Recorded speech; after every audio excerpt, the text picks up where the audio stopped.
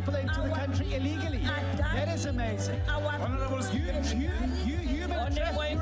trafficker. Honorable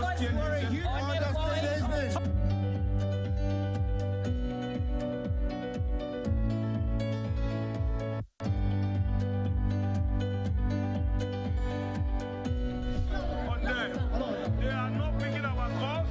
They made up their minds.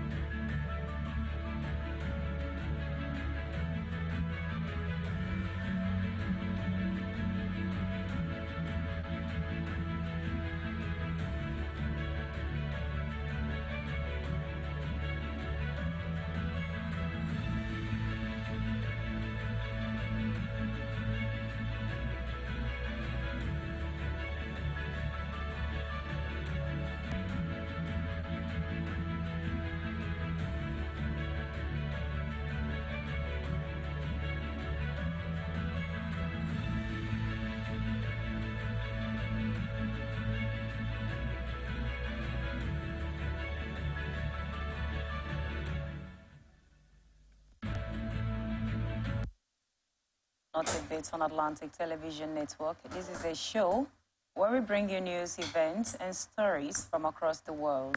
Here we ensure that the real on-time news are packaged for the viewing pleasure of the people. And I would not be doing this alone today. I have my co-host, Anita Obare. Thank you, Anita, for joining me. Thank you, too. And let's go straight to our headlines for today. This one is coming from Niger. Protesters in Miami demand withdrawal of French troops. And from Libya, Libyans rejoice over stable electricity supply. And from Eritrea, Israeli Prime Minister calls for evacuation of migrants over violence. And from South Africa, investigators have no evidence of arms shipment to Russia, says Ramaphosa. And from Morocco, Algeria says jet skiers' refusal to warnings led to shooting. And India, parent seeks justice after cough syrup killed son. This and many more stories we will be looking at when we return from this short break. Stay with us.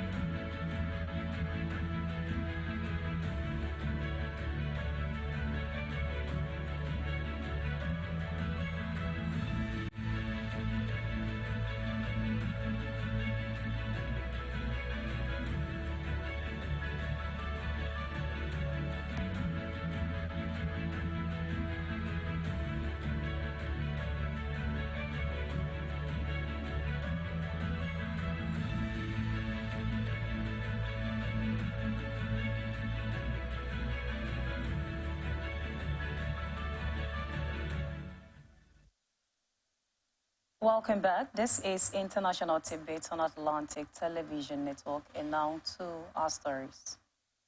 Thousands rifles Thursday in Niamey to demand that France withdraw its troops from Niger are sought by the junta that seized power late June. The protesters gathered near a base housing French soldiers following a call by the several civil organizations hostile to French military presence in the West African country. We are here to express our determination, our commitment, and our devotion to getting the French military forces and all the military bases on our nation's territory out of the country, explained protesters Amiodou Goro. Niger's military regime has fired a new verbal broadside as French on Friday, accusing Paris of blatant interference by backing the country's autocratic President Mohamed Bazoum. Early August, the regime announced the scrapping of military agreements with French, which has some 1,500 soldiers stationed in the country to help fight jihadism in the region. Paris ignored the move on the ground of legitimacy. After years of chronic power cuts, Libyans are now enjoying a stable electricity supply in the capital, Tripoli, during the summer. The city's public spaces are once again illuminated at night, marking a significant improvement for residents. To compensate for recurrent power cuts, many have invested in batteries to power basic appliances. The more affluent have bought powerful but noisy, polluting and diesel-guzzling generators, which can cost several thousands euros. If the electrical current is reliable, then services will definitely be excellent. There won't be any additional costs for generators or production services, and prices will be stable. Therefore, economic returns are strongly affected by the electricity company's consistency, explained Mohamed Rahoumi, spokesman for a well-known pastry brand. The General Electricity Company resorted to lengthy load shedding during peak seasons over the past decades. Until last year, power cuts could last 20 hours at a time in the capital, an unbearable situation without air conditioning when temperatures exceed 40 degrees Celsius, particularly for business owners. Before, we used to suffer a lot with the power cuts as we couldn't just sell customers sport meat. But now things are much better. Customers buy fresh and clean meat, and there's always air conditioning, rejoiced Mohammed Al-Maghribi Butcher. Israeli Prime Minister Benjamin Netanyahu called for immediate deportation of Eritrean migrants involved in the incident's violent crash in Tel Aviv. He held a meeting to discuss measures against those who participate in referring to them as illegal infiltrators. What happened yesterday crossed red line. It's a riot. It's bloodshed. These are riots we cannot accept. Therefore, the first thing I do is to wish recovery to the police officers who were injured during their attempt to restore order. He asked for stringent measures against the rioterers, including the immediate deportation of those who took part in it, said Benjamin Netanyahu. The statements followed the violent confrontation between the Eritrean government supporters and opponents, resulting in injuries to dozens, including police officers and protesters hit by police fire. Eritrean instituted the majority of the African asylum seekers in Israel, but Israel recognized only a few as asylum seekers, viewing most as economic migrants. I have heard time understanding why we should have a problem with those who declare themselves to be supporters of a Eritrean regime, so they certainly cannot make a claim to be refugees. I also request that this forum will prepare a complete and updated plan for the removal of all those illegal infiltrators from the state of Israel. And this is the purpose of this gathering today, added the PM. An independent inquiry has found no evidence that South Africa supplied weapons to Russia, President Cyril Ramaphosa has said. The panel rejected claims made by the U.S. ambassador to South Africa that a Russian ship was loaded with ammunition and arms in Cape Town last December. The allegations has raised questions over the country's professed neutrality in the war with Ukraine. Mr. Ramaphosa said it had damaged the nation's currency and reputation. The panel found that there was no evidence to support the claim that the ship transported weapons from South Africa destined for Russia, the president said in a televised address to the nation on Sunday. No permit was issued for the export of arms and no arms were exported. While Russia's invasion of Ukraine still divides Africa, how the West is losing influence in Africa, the inquiry found instead that a Russian cargo ship had delivered a consignment of weapons from Russia to South Africa ordered in 2018. Ambassador Ruben Brigetti claims referred to the docking of Lady R in the Simonstown Naval Base between 6 and 8 December 2022. He told a media briefing in Pretoria in May he was confident weapons and ammunition were loaded to the vessel as it made its way back to Russia.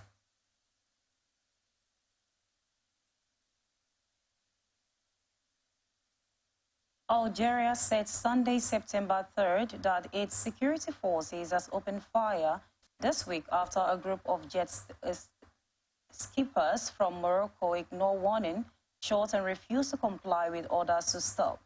Lawyers from two men showed date in the incident's plan to file the complaint in France. One was France-Moroccan and the other held a residence permit in French. During a security patrol inside our territory waters, a Coast Guard unit intercepted on Tuesday at 7:47 p.m. the 3 jet skies and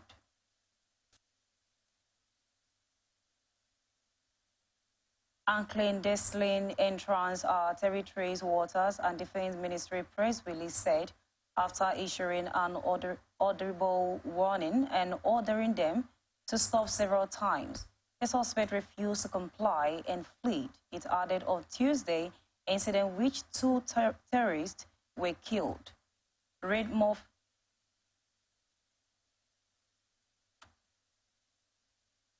France says 1 citizen killed, 1 injured by Coast Guard and straying into Australia's water. The Defense Ministry said that after several warning rounds, shots were fired, forced one of the jet skis to stop, and the other 2 fled. The ministry said the shooting happened because of the increasing activities by drug trafficking gangs and organized crime in the border zone, and because of the obstinacy of those on the jet skis. The statement said 1 body was recovered on Wednesday of the unidentified man with a gunshot wound. His body was taken to Tansken for the autopsy, it added. The last time 3-year-old Anirudh was captured on video, he lay listlessly on a hospital bed with wires attached to his hands. His mother is seen desperately trying to feed him, talking about the games he can play once he recovers. 3 days later, on 10th January 2020, the child died in the hospital. For fortnights before his death, he had suffered from diarrhea and vomiting and was unable to urinate. His parents say these symptoms began after they gave him a cough syrup bought over the counter from a local chemist in Ramangarh, a small town in the northern India region of Jammu, where they live to tackle a fever and chest infection. Doctors at the hospital said Anirudh's kidney were damaged and that levels of creatinine, a waste product normally filtered out by the kidney, were very high in his body. His parents allege his death was caused by the cough syrup. Local drug control officials say that tests showed it contained high amounts of diethylene glycol, a toxic compound which could cause kidney failure and death if ingested. Between December 2019 and January 2020, at least 12 children, all under the age of 5, died in Ramangarh, allegedly after drinking the cough syrup. Activists have said the number of deaths could be higher. On August 28th, the publication of the 2023 edition of National Map of China provoked outstretched reaction in India, Malaysia, Vietnam, and the Philippines and Taiwan. Was China's looking to take advantage of the Russian setback under international sanction and embroiled in the war in Ukraine to nibble away a few dozen square kilometers? On Monday, August 28, the Ministry of Natural Gas republished a 2023 edition of the National Map of China, an official document that has become the references regarding national sovereignty in the far northeast of the country. China seems to have made Bolshoi Kariski Island its own, located at the confluence of the Amur and Hoshiri River. This island of around 300 square kilometers has long been a subject of dispute between the two countries in 1929. Russia occupied the island and prohibited China from navigating the part of the Amur River, which Belgium has always contested in 2004. However, the two countries reached a compromise. The western part of the island went to China, which could also navigate on the Amur River, but in return, Belgium accepted that the eastern part could go to Russia.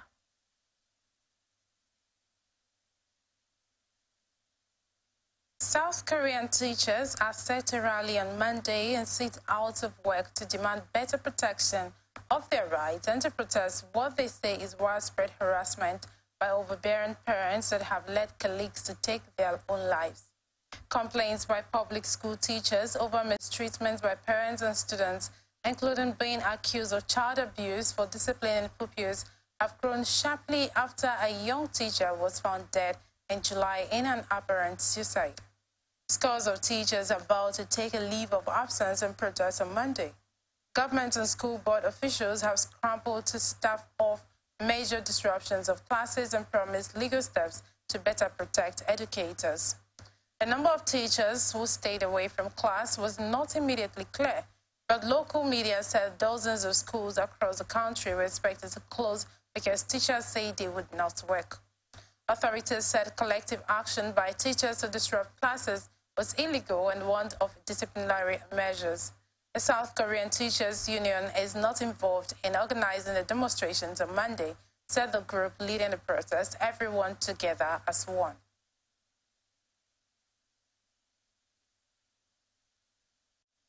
Taiwan worked to restore power to more than 30,000 households after Typhoon Haiku buried into the east and south of the island as cities and countries is affected. In the affected areas, closed schools and businesses, and the Domestic Airline Council flight. Haikui made landfall in the mountainous and sparsely populated for east of this Taiwan on Sunday afternoon. The first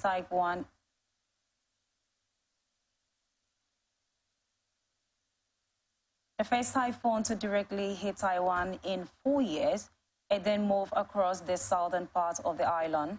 State-run utility Taipa said Haiwu knocked out power for more than 2,400 households, but the fewer than 334,000 were still waiting for electricity to be restored as of Monday. Around half of those in the eastern county of Haotong County and cities across southern, eastern, and central Taiwan Council classes and declared a day off for workers on Monday.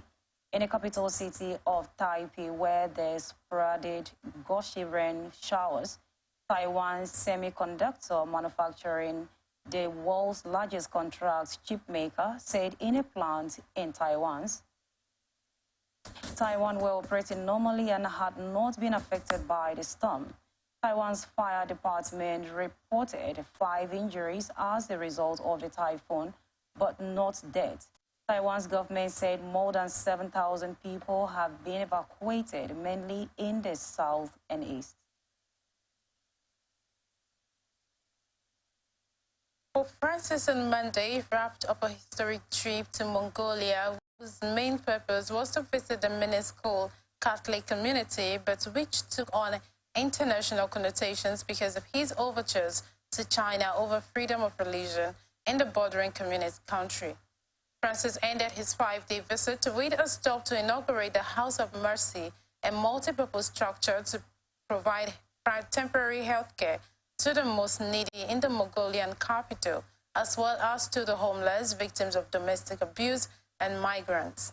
Situated in a converted school and the brainchild of Mongolia's top Catholic cleric, Italian Cardinal Giorgio Marengo, the House of Mercy is destined to serve as a sort of central charity coordinating the work of Catholic missionary institutions and local volunteers.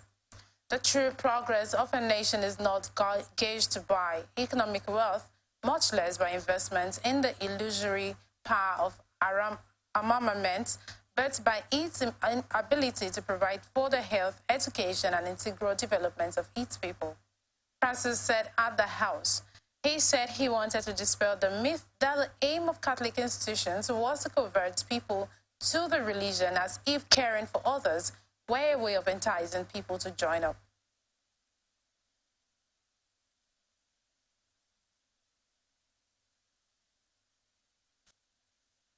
Ukrainian President Vladimir Zelensky said on Sunday he had decided to replace his defense minister, setting the stage for the biggest shake-up of Ukraine's defense establishment since Russia launched its full-scale invasion in February 2022.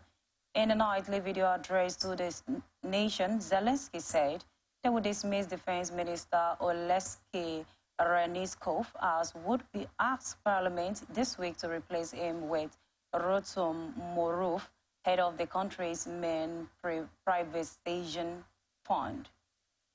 Reznikov's defense minister since November 2021 has helped secure millions of dollars of Western military aid to help the war effort, but has been dogged by graft allegations surrounding his military, said that he has been described as smell. The decision came aimed to crack down on corruption in Ukraine that Zelensky had been eager to emphasize. Kiev has applied to join the European Union, and the public has become highly sensitive to the corruption as the war rages with no end in sight. I've decided to replace the Minister of Defense of Ukraine, Oleksiy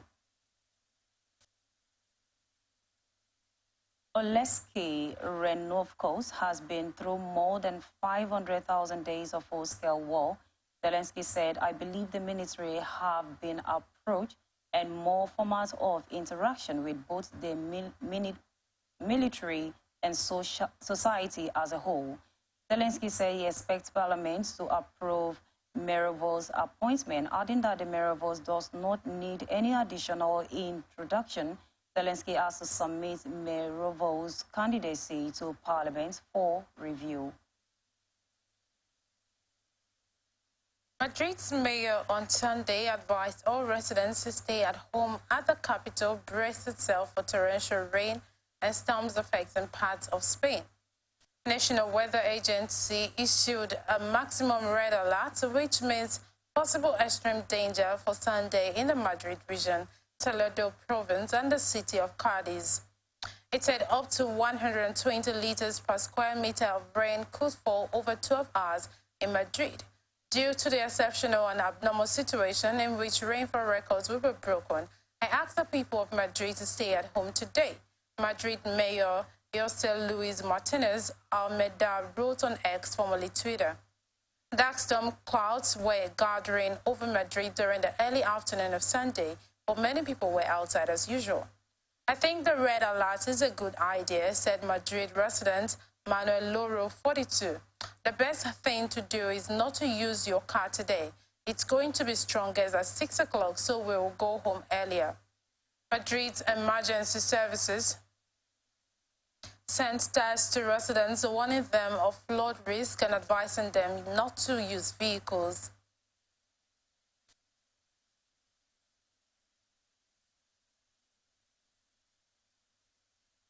Sunday's protest was held in a square in the southern city of Malmo, which has a large migrant population.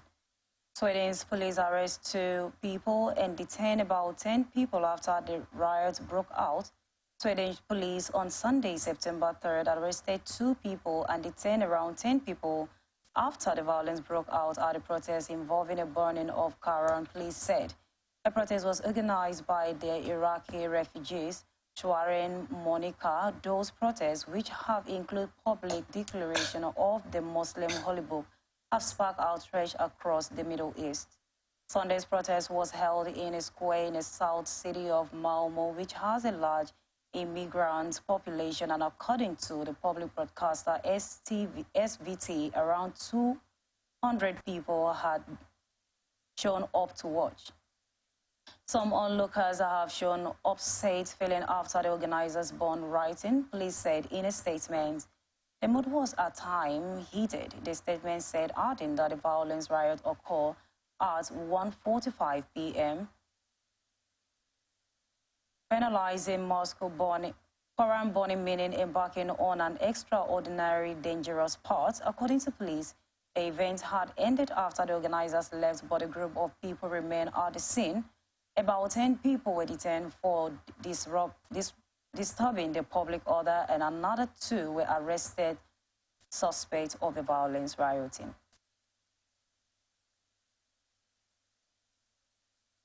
The future of millions of children is at risk as growing numbers are pulled out of school and into work, the head of the United Nations Labour Body has told the reporters. Gilbert Humboldt, Director General of the International Labour Organization, said there had been a regression in regions around the world amid global economic problems. Some of the worst forms of work involved sexual exploitation. He said urgent action was needed. Compound the COVID effect with the rise in inflation and the cost of living that followed, and it has just made things worse, he said.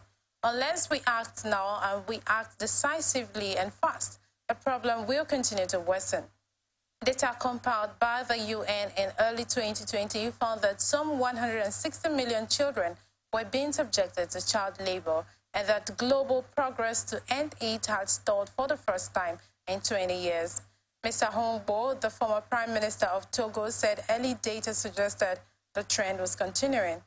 He said a quiz on living costs, driven in part by rising food and energy prices caused by the war in Ukraine, had for some families made the difference between having one meal a day or not. In some cases, this had led to the worst form of child labor, where parents were pushing their children into sex work to help support their families. Kiev army has made an important breakthrough by breaching Russian line in southern Ukraine. A key general told British media this weekend, saying he now expected faster progress in the Zaporizhia area. General Alexander Tavarsky, leading the southern counteroffensive, spoke several days after Kiev declared a strategic victory by recapturing the southern village of Robotin. The interview came as President Volodymyr Zelensky has increasingly vocally dismissed criticism of Kiev counteroffensive that has made Charles gain than expected. In the center of the offensive, we are now combating the destruction of the enemy units that provide cover for the retreat of Russians through behind their second defensive line. Heavily mined territory has shown Ukrainian troops saying that the slappers has cleaned a route by foot and at night. Tanas Kyiv told the reporters that Moscow face just stood and waited for the Ukraine army. The paper quoted him as saying that Kiev force had now back on the vehicles and the Russians had deployed troops to this area. The enemy is pulling off reserve not only from the Ukraine but also from Russia. But sooner or later, the Russian will run out of all the best soldiers. This will give us an impetus to attack more and faster. Ternavesky said, everything is ahead of us. The United States expects to elevate its diplomatic relations with former foe Vietnam to the top level as President Joe Biden travels to Hanoi in a week in a move that may irk China and with no unclear business implications. Fearful of the potential reaction from its much larger neighbor, Vietnam had initially expressed caution about the upgrade. That led the Biden administration to multiply efforts to persuade the Southeast Asian nation, including through multiple visits of high-ranking members of the U.S. government in recent months. The unprecedented push has led Washington to expect to be elevated to the top tier of Vietnam's diplomatic ranking, together with China and Russia, from 2 notches below now.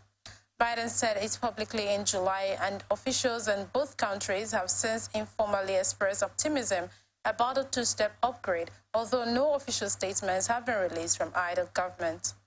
Perhaps seeking to assuage Beijing, Vietnam is discussing top-level visits to Hanoi after or even shortly before Biden's arrival on September 10th, with officials saying China's President Xi Jinping and Prime Minister Li Qiang could meet Vietnamese leaders in the coming days or weeks.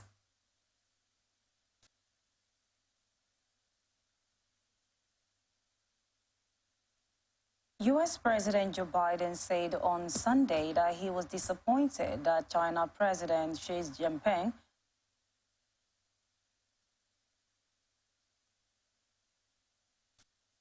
was not attending the summit of G20 leaders in India, but added that he was going to get to see him. I am disappointed, but I am going to get to see him, Biden told reporters in Rehoboth Beach, the word without elaborating. Biden will visit India from September 7 to 10 for the summit of the group of 20 nations, followed by the trip to Vietnam as his administration seeks to strengthen U.S. relations in Asia. Jinping is likely to skip the summit, and China Prime Li Qiang is expected to represent Beijing at the meeting in New Delhi. Sources familiar with the matter have told reporters, asking if he was looking forward to his trip. Biden said, "Yes, I am. I want a little more coordination. I think they have much closer relations with the United States, and that can be very helpful," Biden said. We will go on a short break to return after.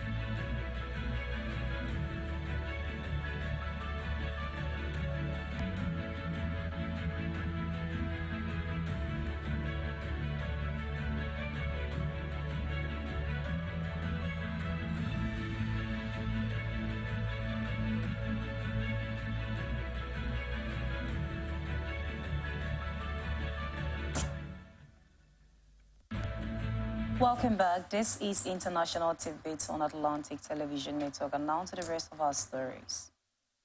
Tens of thousands of festival goers were stranded Sunday in a deep mud in Nevada desert after rain turned the annual Burning Man gathering into a quagmire, with police investigating one's death. Video footage show costume-wearing burners struggling across the wet gray-brown site. Some uses trash bags as makeshift boats, while dozens of vehicles became stuck in the slope. Many events at the Counterculture Festival, which drawn about 7,000 people, were cancelled when rain tore down structures for dance parties, art installation, and other entertainment. Police said they were probing one dead without giving further details. Fear set in among some attendees, desperate to flee the muddy site. "I got scared with what happened when so many people ran out of toilet paper and water and food. So I felt I had to get out," Pascal Brown, at 40 years old, who arrived from the Netherlands, told AFP. Brown said they had been crying a lot before declining on Sunday that "I am leaving no matter what." She got a seat in a neighbor vehicle and they made it down to muddy road without any problem. There were people yelling at you, you can't leave, you can go. The gate was closed, so people bought the vehicles, made it pass at no gate and to the paved road.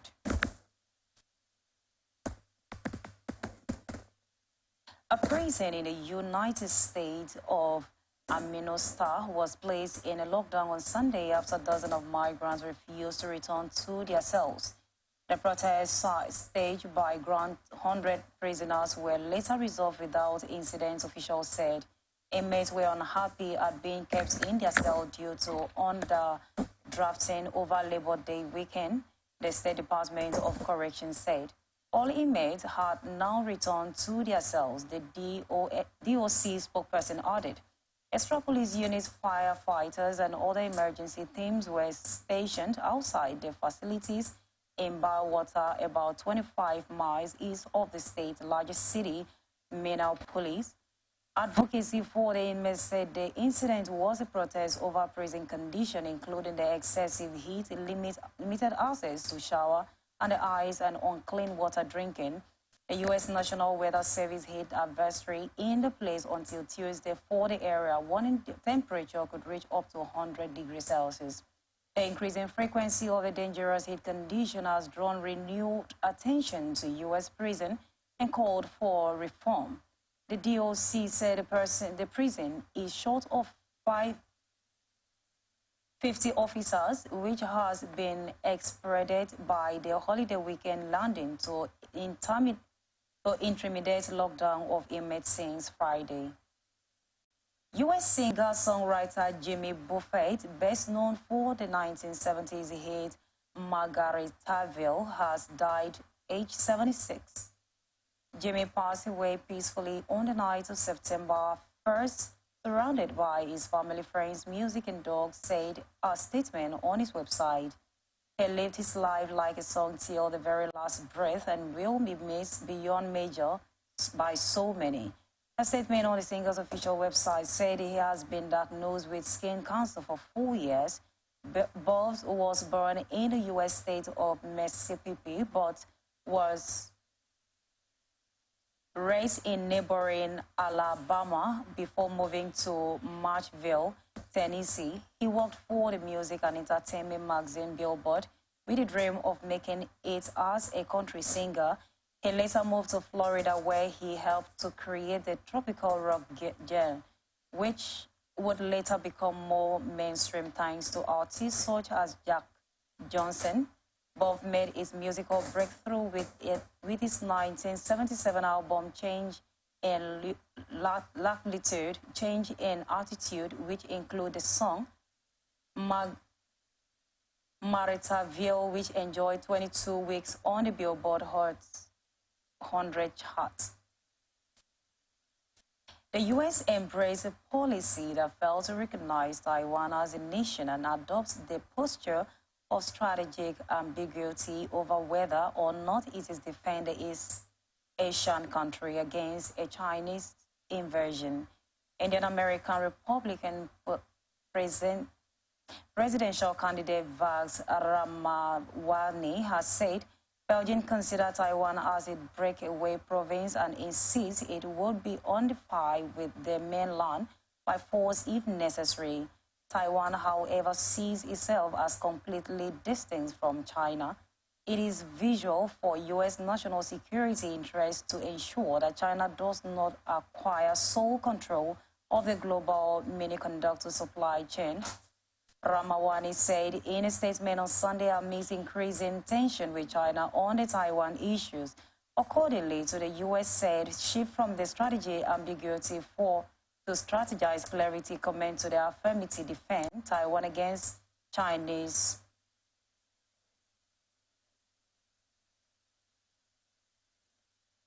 nation until the U.S. achieves semiconductor independence, at which point the U.S. should resume its current posture of strategy ambiguity. He said last week the Biden administration approved a military transfer of USD 80 million to Taiwan under the Foreign Military Financing, a program typically used for foreign states.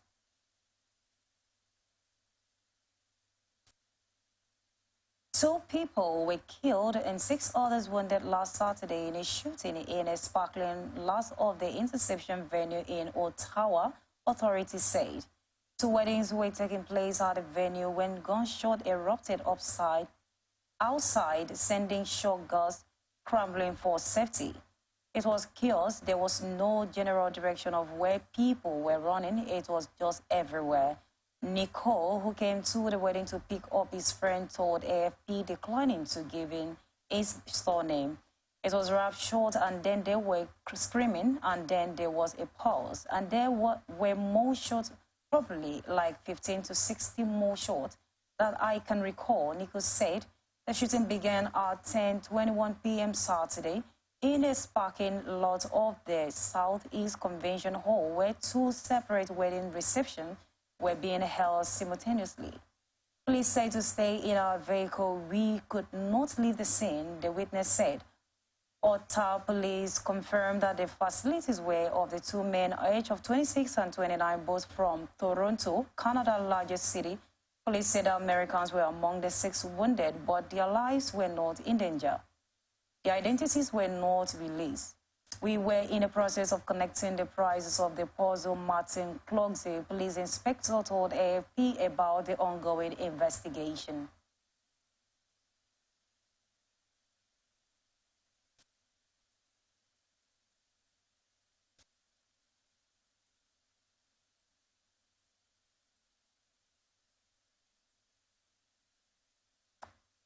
Joining me in the conversation today is a public affairs analyst, Charles Ken Mbata. Thank you, Charles, for joining me today.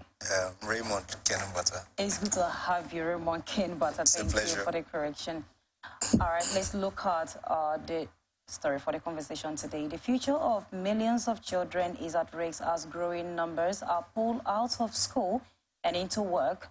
The head of the United Nations labor body has told the reporters Gabriel Humber, Director General of the International Labour Organization, said there had been a regression in region ground the world aimed global economic problems. Some of the worst form of work involved sexual exploitation. He said urgent action was needed, compound with the COVID effect, with the rise in inflation and the cost of living that followed it. And it has just made things worse. He said, unless we act now and we act decisively fast, the problem will continue worsen.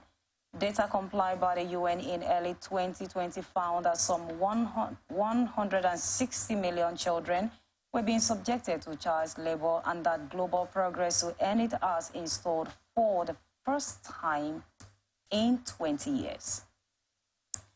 A lot of children have been deprived of education and the right to basic standard of living by their families. And of course, we know that family is one of the smallest units in the country. Mr. Raymond, what do you think that they can do as a family to curb child labor? Child labor is an unfortunate circumstance in this present in the present world, because with the present gains we've made in technology, I mean, India just reached the moon recently and they are going to the sun. With all those kind of developments, you expect that at least the world would have gone above putting children through undue labor.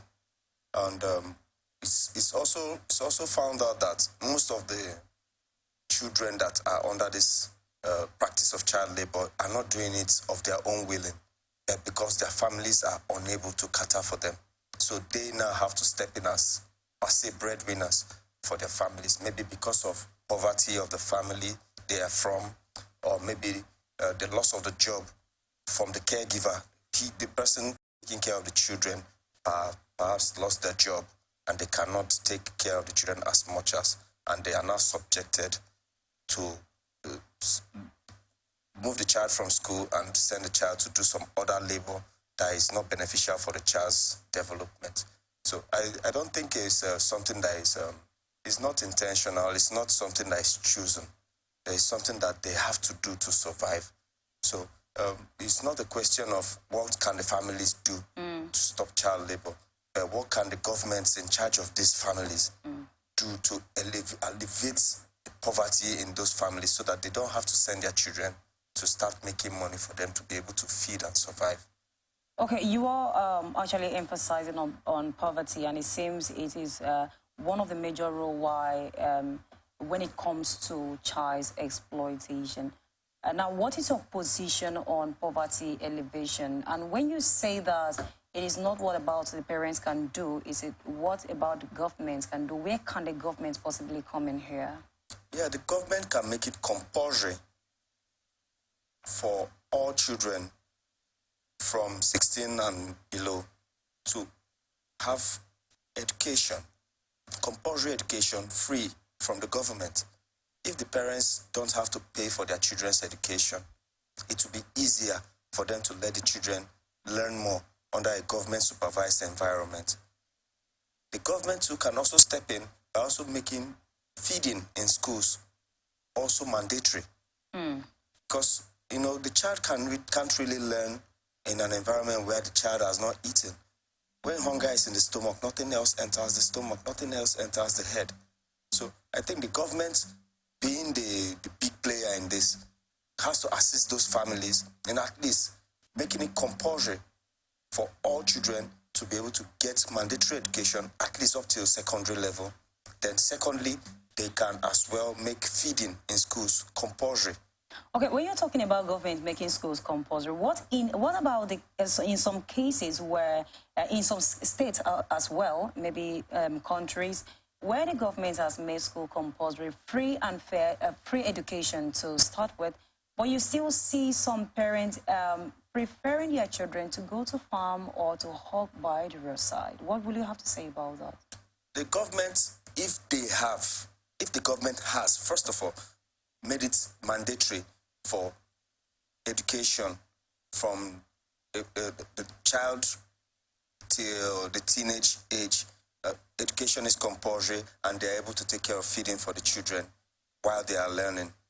Any parents that still has to remove their children from school to still subject them to that physical and mental torture, which is called child labor, then the government can arrest those parents because they are trying to assist them in taking care of their family. They are trying to assist them in taking care of their children so that their children don't have to work to feed them. So if the parents are not appreciative of that effort, the government has the wherewithal to arrest. Just like you go to the streets in major roads, you see people hawking soft drinks, hawking sausage rolls, children running after cars, selling groundnuts. Everything they are selling there is not, sometimes not up to like 2,000 or 3,000 naira, and they are in the roads. You know, if these kids can be laid hands on and you can get their parents have to be able to be punished so that they don't victimize that child anymore, because the government has already stepped in. But the government cannot do that if they have not made schooling mandatory and also feeding in schools mandatory. Okay, when we are talking about, when we talked about child labor, we are actually referring to those who work that mentally, physically, that deprive children of their social life and all of those that harass them, to say. But will you say that, does it mean that all kind of work a child does is child labor? No. You know, there are duties a child can start learning. Like menial jobs, washing the plates, taking care of the household. Household duties are menial.